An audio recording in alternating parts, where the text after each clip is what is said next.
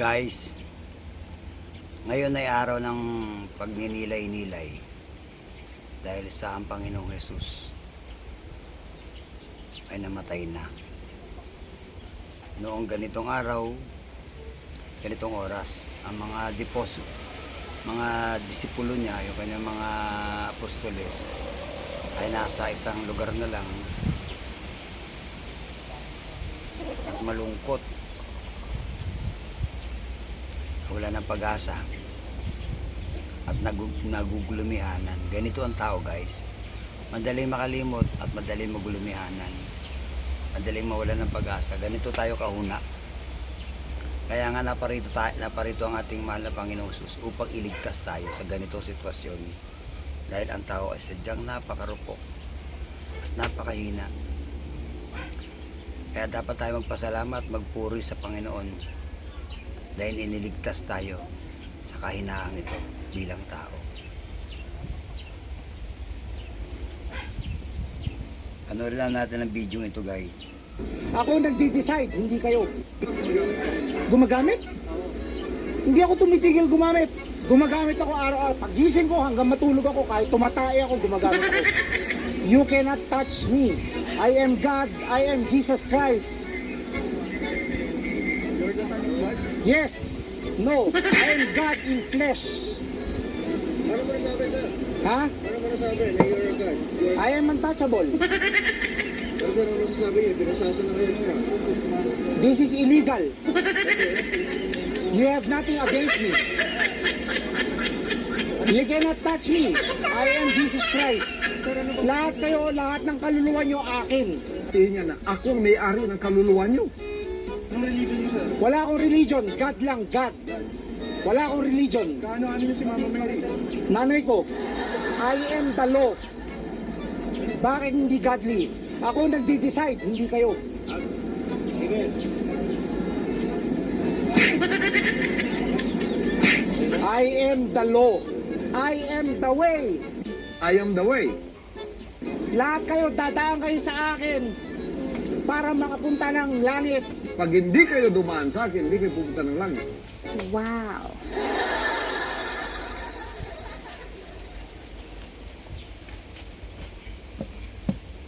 Di ba, guys? Iisa ang testimonya ng dalawang tao. Si Pastor Kibuloy at yung isang adik na naaresto doon sa Makati. Tingnan nyo, guys, iisa. Bakit? Iisa ang espiritong kumakatawan sa kanila. Parehas sila ng testimonya. I am the God. I am the way. Hindi kayo makakapunta kundi sa pamamagitan ko. Yan, guys, ang kapamaraanan ng demonyo. Sinasaniban niya ang tao na hindi namamalayan ng tao na siya ay nasa under influence of demons na siya, guys. Kaya nga ito ang dahilan kung bakit nagkaroon ng Holy Week upang maalala natin at gulitain yung araw ng pagkamatay ng Panginoong Jesus. Iisa ang testimonya ng dalawang tao. Maraming ganitong relihiyon, guys, na nagpapanggap silang mga propeta, mga lingkod ng Diyos, pero bulaan. Guys, malinaw ang sinabi ng Biblia. Mag-ingat kayo. Sa huling panahon, maglulutangan ang mga bulaang propeta at magpapakilalang sila ang Kristo at ililigaw nila ang marami.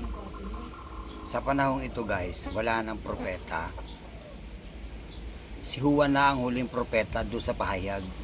Ipinakita na doon lahat ng mangyayari sa hinaharap at nagaganap na ang mga digmaan, mga kaguluhan, mga sakuna sa iba't ibang panig ng mundo. Tingnan nyo, guys, napakabuti ng Diyos. At ang bansang ito ay pinili niya. Napakatindi ng tag-init. Ngayon ay El Nino, pero dito sa amin sa bayan ng Cavite, 2 beses na kaming inuulan na pagkalakas. Bakit? God is good all the time. Pinili niya itong bayang ito. Kaya ako, guys, nagpapahayag ng ganito. Dahil pinili rin tayo ng Diyos na magpahayag Huwag kayong titingin guys sa tunay na kaanyuan ng isang tao. O anuman ang uri ng kanyang pagkatao. Sugarol, sabungero, drug addict, karpentero, abogado, o maging sino man siya. Pag nagsasalita siya patungkol sa Diyos guys, pag-aralan natin, baka tama ang sinasabi niya. Tingnan nyo guys ha. Ang mensahe ng Diyos ibinigay kay Syakol. Ang sabi ni Syakol, doon sa kanta niyang Lagim, dala-dala ay Biblia, akala mo'y santo. Sa likod ng maskara, isa palang diablo. Kaya mas klaro pa yung kanta ni Syakol na kinikilala natin na parang mga adik lang sila na isang banda. Pero yung pastor na dala ang Biblia at nagsuot ng damit pangkabanalan, naniwala tayo, isa palang budol. Kaya binigyan tayo ng babala ng mahal na Panginoong Diyos na kumilala, mag-imbestiga, alamin. Ang mga kasaysayan guys ay makikita sa dictionary, sa history, sa calculator. Dito makikita guys yung batayan ng pagiging Kristiyano. Dito mapapag-aralan natin ang mga tunay. Dito malalaman natin kung sino yung masama at mabuti. Ang mga talaang ito guys ay minumulat tayo. Kaya lang tayo kasi ang kadalasan tayo nakikinig na lang. Hindi na tayo nag-aaral. Kung talagang nais ninyong matuto sa Biblia guys, by the book ang pagbabasa. Nag-umpisa ka sa Mateo, tapusin mo ang Mateo bago ka lumaktaw ng kasunod na libro, yung Book of Mark, yung Marcos. Wag yung ang gulo eh. Kaya nangyayari ang mga Kristiyano walang natututunan kasi doktrina ang ibinibigay, hindi aral. Lito ang tao kasi pagkabasa sa Juan, lumipat na naman siya doon sa Deuteronomio, sa Exodus. Kaya nalilito, takbo sa Revelation. Yun lang pinipili ng mga pastor yung kanilang talatang gustong ipahagi. Pero totoo, ligaw. Kaya ngayon guys, maraming mga Kristiyano ligaw. Kaya ito guys, pinapahayag yung tungkol kay Kibuloy. Tingnan mo ha. Ito. Iisang kanilang testimonya. Godly. Ako Yo. nagde-decide, hindi kayo. Parehas sila ang sinasabi guys. Gumagamit? Oh. Hindi ako tumitigil gumamit. Gumagamit ako araw-araw. Pagising ko hanggang matulog ako, kahit tumatay ako, gumagamit me. Diba? You cannot touch me. I am Jesus Christ. Lahat kayo, lahat ng kaluluwa nyo akin. Tingnan niya na, ako ang may-ari ng kaluluwa niyo. Diba? Ang religion niyo. Wala Diba? akong religion. God lang, God. Wala akong religion. Kaano-ano niyo si mga... Diba? Dahil iisa ang espiritu guys. Ganito guys, kung aalamin natin ang kasasayang pandaigdig, wag lang kayong magagalit, talagang tatamaan kayo eh. Masakit talaga guys, ganito. Nung mamatay ang Panginoong Hesus sa bansang Israel, ayon sa kasaysayan ha, nakukup sila ng mga Romano Katoliko. Pinatay nila ang Panginoong Hesus. Pagkatapos mamatay ang Panginoong Hesus, umakit sa langit at naiwan yung reliyong ito. Ganito guys ha. Ito open rebuke lang. It's better than secret love. Ang mga Romano hindi tumigil sa pananakop sa pangunguna ni Constantine the Great nung wala na ang Panginoong Hesus, after Christ na. Dito nagsimula ang pamamalakad ng bansa ng reliyong ito. Gumanon sila sa buong mundo, nag-spread out sila. Sinakop nila ang higit sa kalahati ng buong daigdig. Ang tawag dito guys ay crusade, crusador. Kaya ang pangalang crusade ng relihiyon hindi banal. Pakikita ko sa inyo guys. Hindi ito banal. Ang miracle banal, pero ang crusade hindi banal. Bunal ito. Names of demons ito guys. Ito guys oh. Pumunta kayo sa English Dictionary. English Dictionary English-Filipino Dictionary, dito nyo makikita ang kahulugan ng pangalang ito. Ito guys na nakalagay, Catholic. Panglahat, Common, General, Universal, Catholic. International, World, Universal, Mandate, Catholic. Catholic, Universal, pang San Sinukob. Ang linaw ng kapahayagan guys. Dito nakikita ang mga talaan ng nakaraan kasaysayan. Kaya lang tayo, hindi na kasi tayo. Ganito guys, kasama tayo sa crusade. Pinadala rito ng demonyo si Magellan. Kasi tayong Pilipinas guys, ang Pilipino ay nasa Biblia. Alam ni Satanas, may propesiya ito na darating dito ang anak ni Israel. Inunahan niya. Maagap ang diablo, inutusan niya si Magellan para pumunta rito sa bansang ito at akupahan ang buong bansa. Naganap guys, tagumpay si Satanas, nakupkup tayo ng mga Kastila sa loob ng 300 taon at ipinilit nila ang relihiyong ito na Katoliko. Maniwala ka man hindi, pero pinag-aralan mo ito. Kaya lang bulag tayo, pak. Bingi tayo, pak. Tikom ang bibig natin sa isang katotohanan.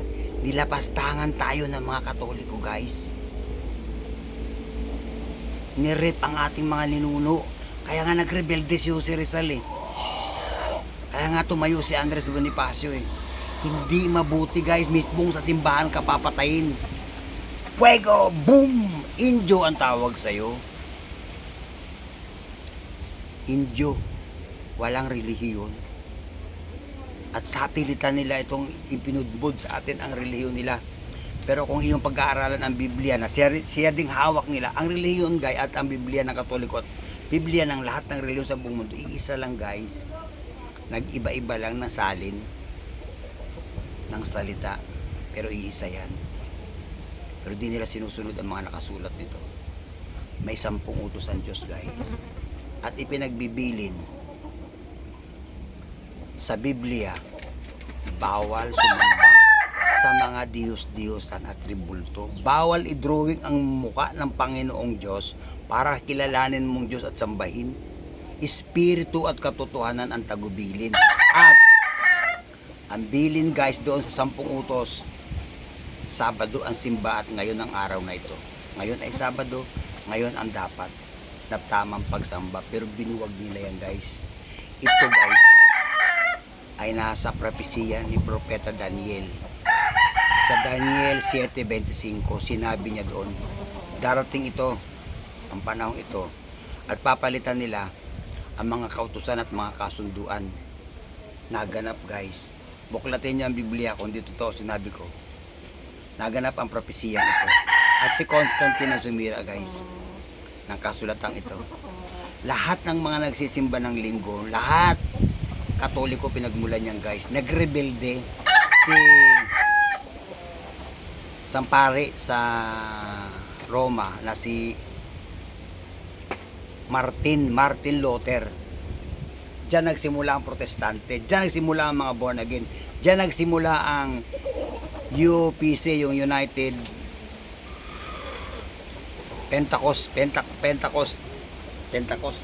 Pentecostal Church, United Pentecost Church. Diyan nagsimula guys, at ang Iglesia ni Cristo.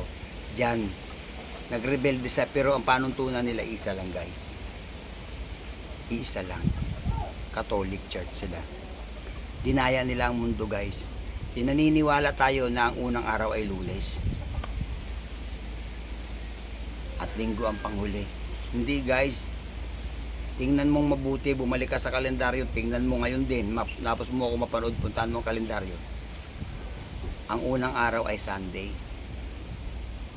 At ang katapusang araw ay Saturday. Doon tayo magsasamba. Binagong lahat yan. Ang buong mundo. Nakontrol ng demonyo ang buong mundo. Iligaw niya. May kapangyarihan ng demonyo guys na lukuhin ang lahat. Guys, wag lang kayo magagalit, mag-review lang tayo, mag-aaral pa. Sinasabi ko lang ito dahil ito ang totoo. March 1521, Magellan by discover the Philippines. And this is the beginning about Catholic life. Sino may kanta? Si Yuyoy Villame. At pinag-aralan natin ito, history ito eh. Sila ang nangingilin ng Holy Week. Pero guys, sabi ng Biblia, it is finished. Tapos na ito, sabi ng Panginoon Jesus. Huwag na natin gunitain. Kaya lang, wala namang masama. Okay naman ito. Nagunitain natin, balik-balikan yung alaala ng Panginoon. Pero wag naman na tayo magpipinitensya, yung magganon. Hindi yan ang tamang kauturuan kayo, magpinitensya at magsakripisyo para sa kaligtasan o sa kapatawaran ng kasalanan mo. Hindi, ang pagpapatawad ng Diyos ay simple lang. Magsisi ka ng iyong mga kasalanan at wag kung sino-sino ang tatawagin mong mga tao o anumang mga santo, santa. Direct sa Diyos Ama. Ama naming Diyos na makapangyarihan sa lahat. Ama naming Diyos na nasa langit, patawarin mo po ako, Panginoon, sa aking mga kasalanan na gawa. Yun lang guys, taos pusong pagsisisi at patatawarin na tayo ng Diyos. Huwag na tayo magpinitensya kasi pinahihirapan lang natin ang ating sarili na wala naman sa kautusan. Maling traditional ito. Ang nagturo nito guys sila, niligaw nila tayo eh. Guys, sana sa mga naibahagi ko ngayong Holy Week, may natutunan kayo. Wala akong gustong sirain o ano man. Sinasabi ko lang yung mga nabasa ko dahil napag-aralan din naman natin ito. Gandang araw sa inyo guys. Magnilay tayo ngayong Semana Santa. Amen.